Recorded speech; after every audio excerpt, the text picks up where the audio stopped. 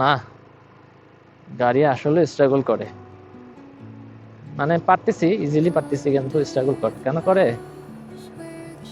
মানে একদম এক নাগালে খাড়া তো, এই জন্য। তবে আমি যদি হাই আরপিএম দিই গাড়িটা উঠে যাবে। আমি আরপিএম কম দিছিলাম, যার কারণে একটু প্রবলেম হয়েছে।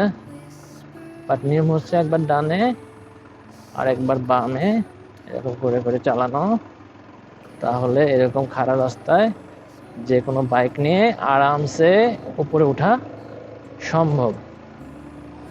এখন আমি 2 নাম্বার গিয়ারে এরকম করতে করতে উঠছি, কারণ আমি ফিল করেছি এখানে আমার 1 নাম্বার গিয়ারের প্রয়োজন হচ্ছে না। তো এরকম অনেক খাড়া পাহাড় আছে, যেসব পাহাড়ে 1 নাম্বার গিয়ার দিয়ে উঠতেও খবর হয়ে যায়, আর কোনোভাবেই আরপিএম ড্রপ করা যায় না ওইসব রাস্তায়, তাহলে নির্ঘাত বাইক পড়ে যাবে। এই ধরনের বিষয়গুলো তখন কাজ করে। তো সেই ক্ষেত্রে হয় কি,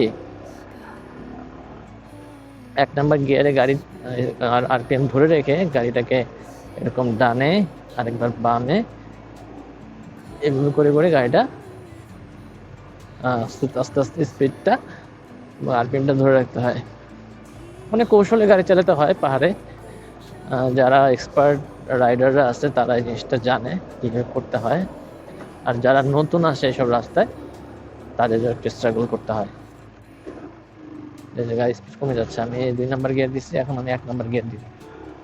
ঠিক আছে, 1 নাম্বার গিয়ারে আমার গাড়িটা ইজিলি উঠে যাবে। আমরা শুধু উপরে উঠতেছি উপরে 6 কিলোমিটার এলজি।